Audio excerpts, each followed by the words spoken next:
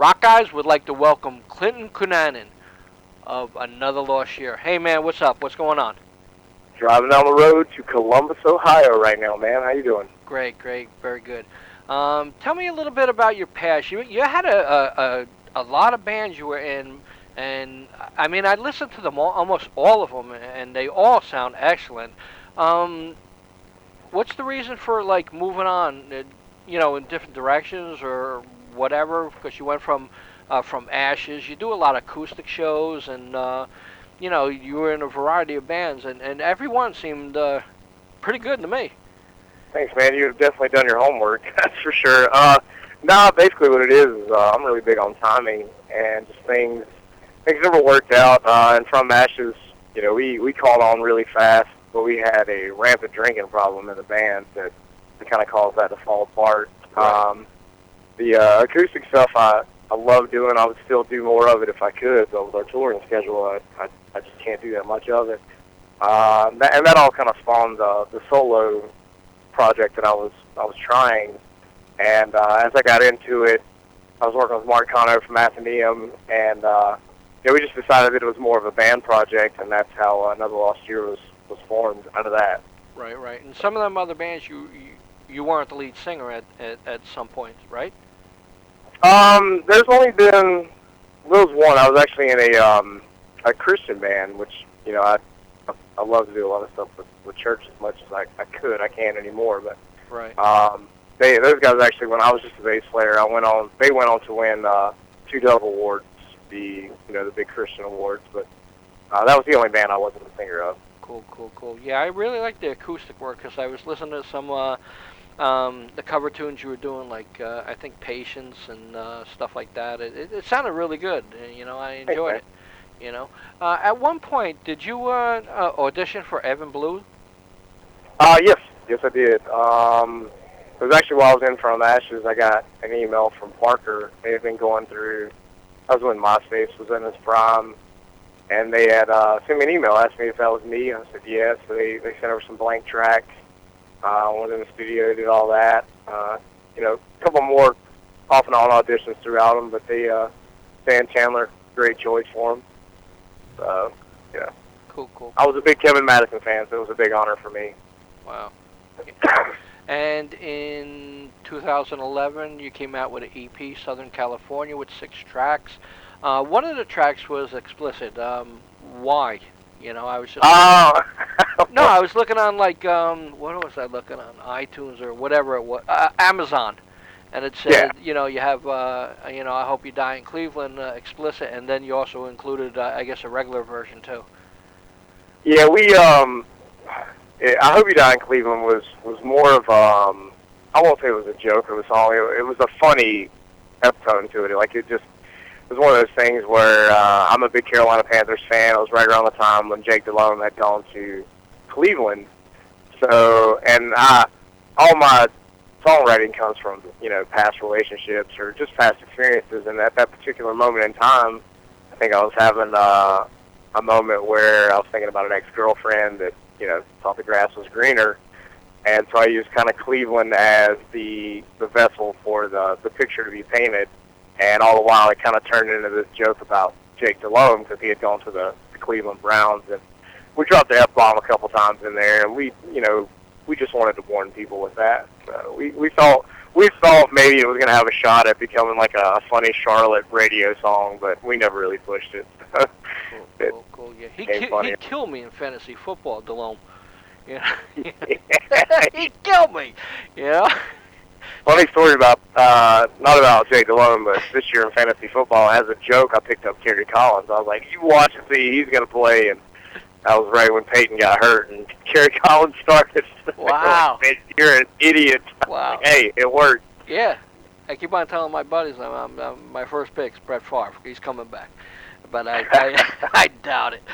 Tell me a little bit about the new album coming out. You have The War on the Inside, and that's the first single. And the full length, is that done or whatever? I tried to get it, and they said it's not ready yet. And what's up with It's it? actually it's in mastering today. We're using Fuller Sound out of Hialeah, Florida, Davie County. Mm-hmm. Actually, where I'm from Dade County, Miami. But War on the Inside was the first single off of the upcoming album Better Days, which comes out August 14th. Thermal Entertainment, Megaforce. Basically, it's just our whole life. People that know me think I'm pretty messed up anyways, and it's just a way for me to really to show you, hey, just when you think life's bad, not saying my life's any worse than anybody else's, because I can always look down the street and find somebody who's in a much worse scenario than myself. But we just wanted to take some of the negative experiences and try and show that there's always a positive outcome to it. We brought back 3 of the songs actually from the Southern California EP. I think I can go ahead and say them now. Writing on the Wall, Broken, and All That We Are, which when you hear them, they're not totally different. This was our first time working with a real producer, Justin Reimer from 12 Stones, and he latched on to us, and he's like, I don't want to change your sound. I want to make everything better, more mass appealing. And he never changed the lyrics. He didn't change any of the chords. Basically, all we did was we sped up some stuff. We did a little bit of rearranging. So he just kind of came in and fine-tuned everything. But the album itself is, I've never been more proud of anything. I got a 5-year-old daughter. I'm pretty proud of that. Which is the only other thing I can compare it to is, just at the end of the day, we tore our heart out and we gave it to this album. Cool. We hope everybody sees that. Cool. Now, what keeps your drive from, like I said, you were in quite a few bands earlier in your career. What keeps the drive in, your motivation that keep on going farther and farther and hope that one day you make it big? I think it's more of a disease than anything. Somebody telling you can't do something, you want to just keep driving forward. I've always had a really good support system behind me in Charlotte. I built a really good name for myself, and as the guys, David and Adam are the only original members left with me. Then we brought in Andrew and Lee, and it was really great because these 4 other guys with me have the same common goal. And in bands past, when everybody's drinking and partying, you're like, man, this is destructive. We can't do this. But I know this is what I want to do more than anything. I mean, I've got a degree in civil engineering. I did the Army thing, and I decided that, hey, I really want to pursue this full time. I've never really gone, 100% into a band, but man, there's bills I can't pay. There's holidays we miss, weddings, family outings and stuff like that. And to have these guys with me that are willing to sacrifice everything in their life with me, I guess that drives me more than anything. We're 5 guys that are standing in a foxhole together, ready to take on the world. So that's probably it. And the reassuring faces that we meet out on the road. Every night it's somebody new who just gives us a little piece of hope. They're like, I've seen a lot of bands, but you guys have something that I've never seen before. And, we never thought we were any different than anybody. We were just doing what we love. So that definitely helps. Cool. Now, on the new album coming out, is there any song that's really special to your heart that you'd like to tell me about? Yeah. Well, they all are, actually. They're all my babies. Before we went into the studio, there was 2 songs in particular, Forgot About Us and Angels, which Angels, I love to hear people's take on that song. Is, they're like, oh, man, I've gone through a relationship like that. Like, that's great. I'll let out the meanings of people, they generally ask me what it's about, but it's always funny to see people's take on songs. But there's a song, it's actually the first song I ever wrote, called Come and Gone. And we were looking for a last song. We had pre-pro'd like 14 songs, and we were just picking, what we thought fit the best with everything. And we come down, Justin, he looked at me and he said, you got anything else? He's like, this is a great album, but, if you want to add something now's the time to do it. And I had sat down with him and played the song, and he's like, that's the one. He's like, I want you to rewrite the chorus, make it stand out a little bit more. So I'd never been forced to write like that. And Come and Gone just took on a whole new meaning for me while I was in the studio. That has definitely become my favorite. It's pretty raw. It's just an acoustic song. We've got a little bit of violin and cello on there, and I never thought that I'd get the chance to do a song just, pretty much just showcasing me only. That one's become my favorite. Cool. What's the feeling like when someone comes up and asks for your autograph? It's pretty crazy. All the pictures and everything. A really funny story. We were 10 years a couple weeks ago in Texas, and we had been at the venue all day, and there was this girl outside. The bouncer had come up to David, and he said, "Hey, man, can you guys sign some stuff for us?" And we're like, "Yeah, sure. I haven't sold anything. I don't, we're not even open, or the venue's not even open yet." So we go out there, and I said, "David, you might want to ask that girl who she thinks we are." She thought we were 10 years. So we got to get a laugh out about that. We're back at the merch table. People are coming in, and there's about 5 or 6 people that come off and on to us randomly, and they're like, "Hey, can you sign some stuff for me?" And we're like, real quick, do you know who we are?" They're like, "Yeah, you guys are No Lost Year." I'm like, "Boom, I'll sign whatever you want. You want a T-shirt? I'll give you a T-shirt." Cool. It's really, it's crazy because we have friends back home that want us to sign stuff for them now. And they're like, "Hey, man, we're just, well, I'll sign whatever you want, but can we just hang out? Let's go grab a burger or something." It's cool. Kind of cool. Cool. What's the most positive thing in music right now for you? I'm sorry, can you repeat the question? What's the most positive thing that keeps your drive in music for you? I don't know. I just see that light at the end of the tunnel, and I know things are going to get better. No matter, we're hungry, we're broke, but the thing is when we sit at home, we took 2 months off to finish the album and took a little time off from touring, but we sit at home and there's always something where you're like, "Man, I feel like I should be doing something." Every day is a new day, and I wake up every day and I'm like, "Man, I wonder what's going to happen today." But we get out here on tour in this band together, and it's just us. Cool.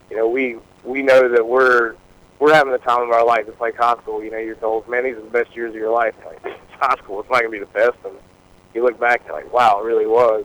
Everybody keeps telling us, hold on to these days, because there's going to come a day when you're, it's all work. And it's all work for us now, but we love what we do, so we don't consider it work. And that's what keeps us going. That's the positive that keeps us going. I mean, Cool. I'm sure there are people that aren't going to like our music, but at the end of the day, that's your own opinion, Right. Do your thing. We'll do ours. I don't like certain stuff, but, we meet a lot more positive people than we do negative. Actually, I don't think we've met too many negative people yet, but I'm sure they're out there. So just seeing people every day and having these guys beside me, that's the positive that keeps us going.